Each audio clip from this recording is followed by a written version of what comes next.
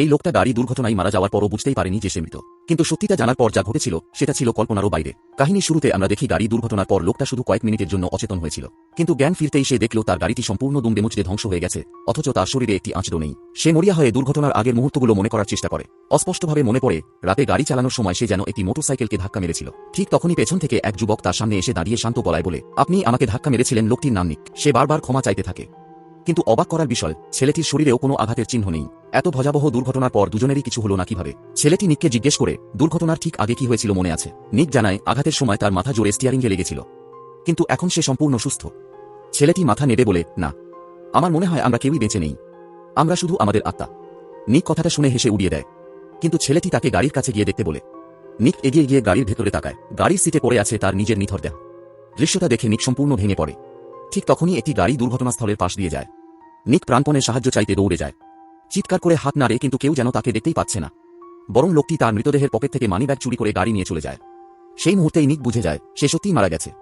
ঠিক তখনই আকাশ থেকে ধীরে ধীরে সাদা তুষার পড়তে শুরু করে। ছেলেটি বলে, লোক কথায় বলে তুষারপাত মানেই মৃত আত্মার স্বর্গে যাওয়ার সময় এসে গেছে। এই কথা শুনে নিকের মনে একটু আশা জাগে, কিন্তু পরক্ষণেই ছেলেটি প্রশ্ন করে জীবনে কোনো বড় পাপ করেছে। নিকের মুখ হঠাৎ ফ্যাকাশে হয়ে যায়, কারণ তার মনে পড়ে সে তার স্ত্রীকে নিজের হাতেই হত্যা করেছিল। ঠিক সেই সময় হঠাৎ বিকট শব্দে তাদের সামনে আকাশ চিরে খুলে যায় একটি উজ্জ্বল সাদা দরজা। দুজনই ধরে নেয় এটাই নিশ্চয় স্বর্গের পথ। কিন্তু কয়েক সেকেন্ড পরই আরেকটি লাল দরজা দেখা দেয়। দরজাটি দেখে দুজনের শরীর ঠান্ডা হয়ে যায়।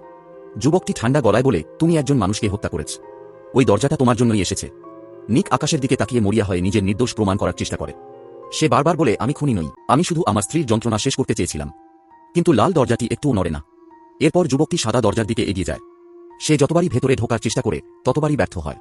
ঠিক তখনই তাদের পেছন থেকে ভেসে আসে একটি ছোট্ট মেয়ের কণ্ঠ। মেয়েটি যুবকটিকে দেখেই চিৎকার করে ওঠে, কারণ এই যুবকই একসময় মাতাল অবস্থায় মোটরসাইকেল চালিয়ে তাকে গাড়ি চাপা দিয়েছিল। সত্যিটা জানার পর দুজনই বুঝতে পারে কেউই নির্দোষ নয়। তখন ওই যুবকটি ছোট্ট মেয়েটিকে ধরে সাদা দরজার ভেতরে ছুড়ে দেয়, আর মুহূর্তের মধ্যেই স্বর্গের দরজাটি অদৃশ্য হয়ে যায়। তারপর দুজন নরকের দরজার দিকে যেতে থাকে। ঠিক তখন নিক ওই ছেলেটার পেছনে এক লাথি মেরে নরকের দরজার ভেতরে ঢুকিয়ে দেয়। ভয়ে কাঁপতে কাঁপতে নিক সেখানে যেতে অস্বীকার করে, কিন্তু ঠিক তখনই তার পেছনে ঘন কালো ধোঁয়া থেকে ধীরে ধীরে তৈরি হয় এক বিশাল দানবাকৃতির মাকড়সা।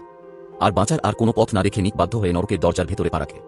তার জন্য অপেক্ষা করছিল এমন এক ভয়াবহ সত্য যা তার কল্পনারও বাইরে। এরপর কি হলো জানতে হলে পরবর্তী পর্বের জন্য কমেন্টে পার্ট 2 লিখে জানাবেন।